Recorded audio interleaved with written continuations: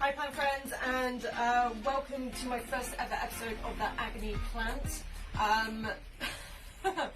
I just want to say quickly, if I start looking a bit terrified, it's because people are looking into the shop whilst I'm filming this.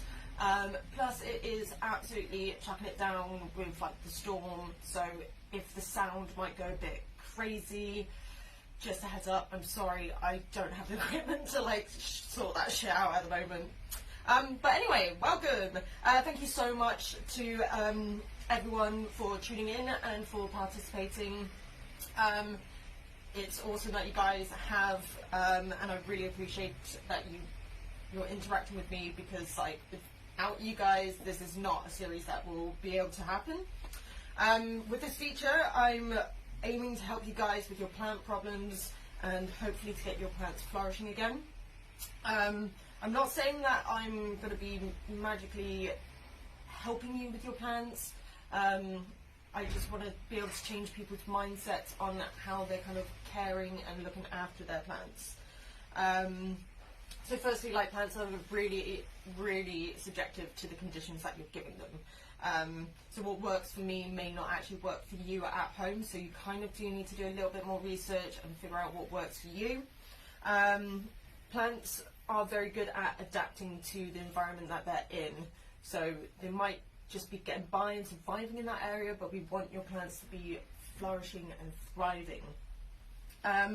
So this is where I'm hoping with my houseplant courses and my workshops, I'm going to be able to change your mindsets on coexisting with plants.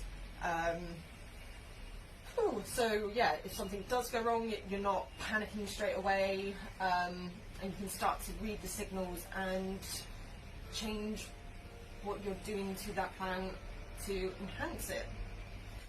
Okay, so let's jump in with the first plant problem of the episode. So Amy has got in contact via Facebook, and she's having some difficulties with her Monstera deliciosa or Swiss cheese plant. So she's experiencing some blackening, splodges on the leaves.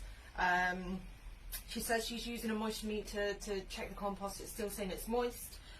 She's checked for any pests and there's nothing on there. And at the moment she's been keeping it in a lounge, which is southwest facing and doesn't get much direct light. So those brown splodges are a good indication that the roots are becoming asphyxiated. So that is when there's been too much moisture in the root system and it is just slowly kind of starting to suffocate the plant. So a lot of people call this overwatering, but it is more from where that compost is not drying out. So what I've recommended to Amy is to get some chopsticks, get them into the compost and just break it up a little bit. This will allow oxygen back into the roots, and hopefully help dry that potting medium out a little bit quicker. This is a really good tip just to use across the whole of your kind of indoor gardening, especially if you're noticing that your plants aren't drying out quick enough over winter. It's really good just to break it up, get some air back in there, and get the oxygen back into the roots. She did mention as well that she has been moving the plant around a lot. Try and keep it in its spot. Moving the plants around does stress them out a little bit, just because they do like to become established in that area. So moving them from moving them about a lot does kind of stress them out. Someone just walked past. I hate this. So yeah, what else did I advise? So give them bright to medium light. So think dappled sunlight. These guys are epiphytic to the plants that are growing on other mediums pretty much, but these guys are mainly growing up and climbing onto trees. So they would be getting kind of dappled sunlight at best. Because they are epiphytic, they don't mind drying out in between waterings. So if you think about it, they would get that downpour of water every once in a while, which will completely saturate the roots, and then it would just dry out. They're in a nice humid environment, so we need to kind of recreate this as well. So with my deliciosa, I have a baby in my back north-facing bedroom, which is growing quite slowly at the moment. It's cooler in there. It's because it's baby, it hasn't created any of those fenestrations or holes yet. But the larger one I've got in my living room is right next to my south-facing window, which receives a lot of morning light, and it is loving it there. So it is quite good to get these plants a little bit of direct sun. So either east facing, west facing, north facing is still great, but it's going to need to be nearer the window. So hopefully this helps you, Amy. Please let me know how you do and if your Monstera improves. Fingers crossed. Okay, so the second plant problem of the episode is from Jess Blackwell. She got in contact via email and about her asparagus fern. So this is what she said. She bought him last year in July. He lives in fairly high up in the corner of the bathroom with bright and direct sunlight. It's often quite humid due to the showering. I do leave the bathroom window half open at all times, and the fern lives next to the window. He seemed to be doing okay for a while, but over the last 2 to 3 months his leaves have become brown and have begun shedding. Help. So let's just try and see if I can show you this. I'll try and do it with the other ones as well.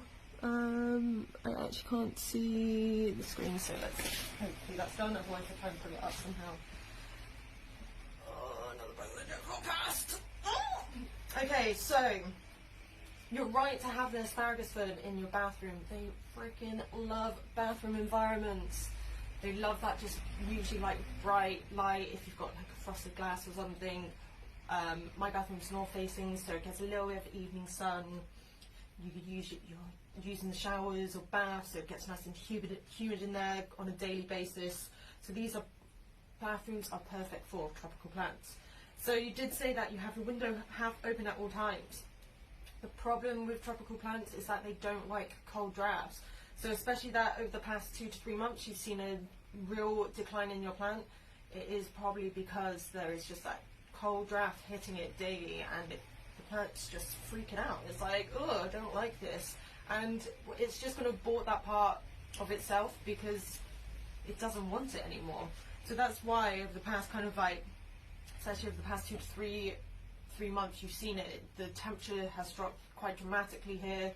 We've had a couple of storms.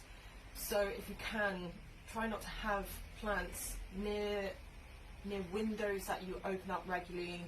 Or if you do, you need to become expectant that your plant will show those signs of stress. So that's what I've kind of advised Jess, is that kind of cold draft will be causing this problem, and hopefully just either moving it away to somewhere else in the bathroom will hopefully enhance it. The good thing about asparagus ferns is they do have like a little root ball underneath the surface, so you should be able to kind of cut it back, and then in spring from those little balls it will kind of like regrow. So fingers crossed it will bounce right back for you, Jess. Alright, and that is it for my first ever Agony Plant episode. So hopefully I've been able to help you guys and give you maybe some pointers and some tips. Thank you so much to everyone who has been in contact and written in. I will be replying to everyone as much as possible. If you are experiencing some plant problems, why not shoot me a message over Facebook or send me an email with the subject Plant SOS to info@loofterrariums.com. Include all of the kind of conditions and care you've been giving that plant. Include some images as well, because that really helps with IDing some issues. Or if you are just looking to better yourself as a houseplant parent, or just looking to understand them a little bit better, I'm releasing, or I have released loads of new courses and workshops for you guys. So why not visit my website, loofterrariums.com, and all of the information is there. Alright, thank you so much for watching my first ever episode. Let's see if this carries on. Thank you. Bye.